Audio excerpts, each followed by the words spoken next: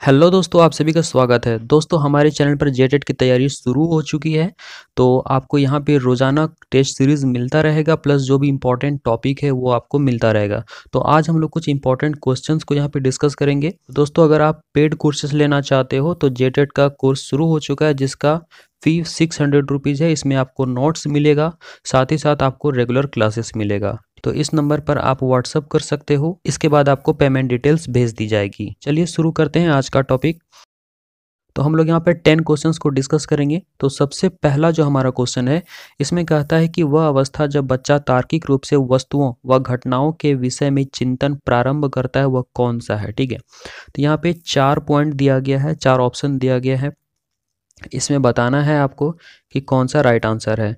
तो पहला है औपचारिक संक्रियात्मक अवस्था, दूसरा है पूर्व संक्रियात्मक अवस्था, तीसरा है संवेदी प्रेरक अवस्था, चौथा है मूर्त संक्रियात्मक अवस्था। तो देखिए, पियाजे ने 4 अवस्था दिया था संज्ञानात्मक विकास का। ठीक है, तो जो सबसे पहला है वो है संवेदी प्रेरक अवस्था। अगर हम दूसरे की बात करें तो यह है पूर्व संक्रियात्मक अवस्था, तीसरा है मूर्त संक्रियात्मक अवस्था और चौथा है औपचारिक संक्रियात्मक अवस्था, जो कि लास्ट स्टेज है संज्ञानात्मक विकास का पियाजे के अकॉर्डिंग। ठीक है, तो यहाँ पे जो क्वेश्चन पूछा जा रहा है उसमें कहता है कि बच्चा जो है तार्किक रूप से वस्तुओं घटनाओं के बारे में चिंतन करना प्रारंभ कब करता है, किस स्टेज में करता है। तो इसका यहाँ पे राइट आंसर हो जाएगा मूर्त संक्रियात्मक अवस्था। मूर्त संक्रियात्मक अवस्था में क्या होता है, बच्चे किसी चीज़ को देखकर उसके बारे में लॉजिकल थिंकिंग लगाना शुरू कर देता है। तो मूर्त क्या होता है, जिसे आप फिजिकली देख पा रहे होते हैं, वो मूर्त होता है। ठीक है, तो आई होप कि आपका भी यही आंसर आया होगा। चलते हैं नेक्स्ट क्वेश्चन पे।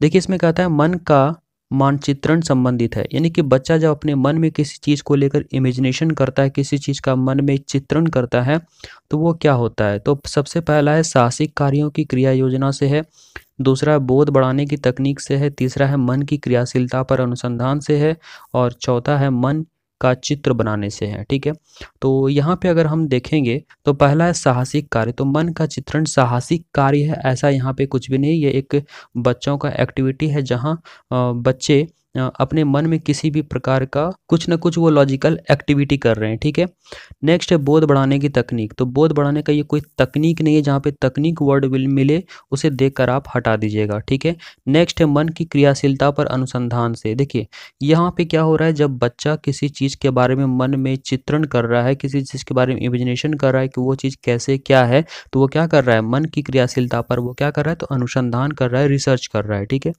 उसके बाद है मन का चित्र बनाना। ये तो सिंपल बात है कि मन में चित्र बना रहा है। ठीक है, तो यहाँ पे सबसे बेस्ट आंसर जो हो जाएगा वो हमारा है सी नंबर। राइट, चलते हैं नेक्स्ट क्वेश्चन पे।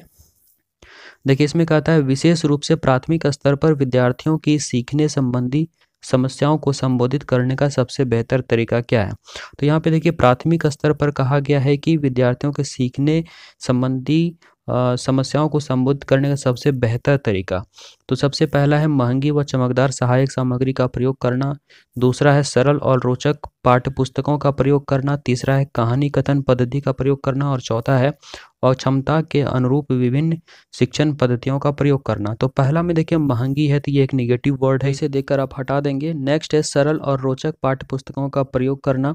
तो देखिए, जहाँ पे पाठ्य पुस्तक वर्ड में मिले एक निगेटिव है, आप कॉपी पेन लेके जरूर बैठिएगा, जहाँ पे एक पॉजिटिव वर्ड और निगेटिव वर्ड को आप लोग छांट कर लिखते चलना है। ठीक है, जिससे क्या होगा कि ऑप्शन को सेलेक्ट करने में आपको हेल्प मिलेगा। ठीक, नेक्स्ट हमारा है, इसे देख के आप हटा देंगे पाठ्य पुस्तकों जहाँ पे मिलेगा।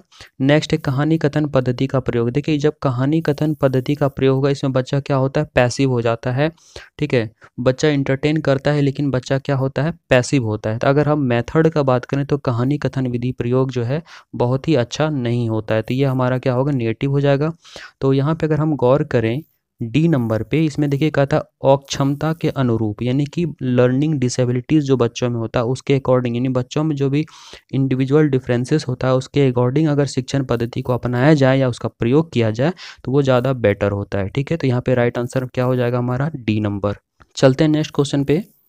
देखिए, इसमें कहता है कि निम्न में कौन सा बच्चे की सामाजिक मनोवैज्ञानिक आवश्यकताओं के साथ संबंध नहीं है। ठीक है, तो यहाँ पे देखिए नहीं कहा जा रहा है, तो इसी के अकॉर्डिंग आपको आंसर करना है। यानी बच्चे के सामाजिक मनोवैज्ञानिक आवश्यकताओं के साथ रिलेशन नहीं है, वही आपको बताना है। तो पहला है संवेगात्मक सुरक्षा की आवश्यकता, दूसरा है शरीर से अपशिष्ट पदार्थों का नियमित रूप से बाहर निकालना, नेक्स्ट है सानिध्य की आवश्यकता, और डी है सामाजिक अनुमोदन अथवा सराहना की आवश्यकता।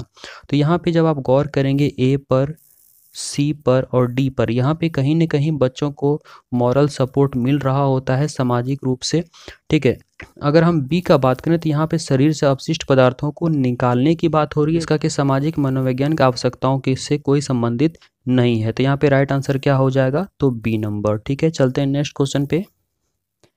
देखिए इसमें कहता है कि वह कौन सा कथन है जहां बच्चे के संज्ञानात्मक विकास को सबसे बेहतर तरीके से परिभाषित किया जा सकता है। यानी कि बच्चे के संज्ञानात्मक विकास को सबसे बेहतर कहाँ पर परिभाषित किया जा सकेगा या फिर कहाँ पे उसे बढ़ावा मिलेगा। तो पहला है विद्यालय एवं कक्षा पर्यावरण, बी है खेल का मैदान, सी है सभागार और डी है घर। तो देखिए बच्चों का जो संज्ञानात्मक विकास होता है वो वैसे तो हर जगह होता है, लेकिन सबसे बेस्ट जो है वो आपका हो जाएगा विद्यालय एवं कक्षा पर्यावरण। ठीक है, तो यहाँ पे राइट आंसर क्या हो जाएगा, तो ए नंबर। चलते हैं नेक्स्ट क्वेश्चन पे। देखिए इसमें कहता है बच्चे दुनिया के बारे में अपनी समझ का सृजन करते हैं, इसका श्रेय किसको जाता है। तो यहाँ पे तीन मनोवैज्ञानिक दिया हुआ है, पावलोव, पियाजे, स्किनर और इनमें से कोई नहीं। ठीक है, तो देखिए जब आप पियाजे के बारे में पढ़े होंगे तो इन्होंने बच्चों को कहा बच्चा एक्टिव लर्नर होता है और अपने ज्ञान का जो सृजन है वो स्वयं करते हैं, ऐसा पियाजे ने कहा था। तो यहाँ पे वही चीज़ है समझ का सृजन, तो किसने कहा था, तो पियाजे ने कहा था। तो इसका राइट आंसर हो जाएगा बी नंबर। ठीक है, देखिए नेक्स्ट क्वेश्चन में शिक्षा के क्षेत्र में पाठचर्या शब्दावली किस ओर संकेत करती है। तो पहला है विद्यालय का संपूर्ण कार्यक्रम जिसमें विद्यार्थी प्रतिदिन अनुभव प्राप्त करते हैं। ठीक है, नेक्स्ट है मूल्यांकन प्रक्रिया, सी में है शिक्षण पद्धति एवं पढ़ाई जाने वाली विषय वस्तु और डी में है कक्षा में प्रयुक्त की जाने वाली पाठ्य सामग्री। ठीक, तो देखिए यहाँ पे जब हम देखते हैं पाठचर्या तो इसका अर्थ होता है कि विद्यालय में जो संपूर्ण कार्यक्रम होता है, ठीक है, पढ़ाई लिखाई से रिलेटेड हर एक एक्टिविटी वो पाठचर्या के अंतर्गत आता है।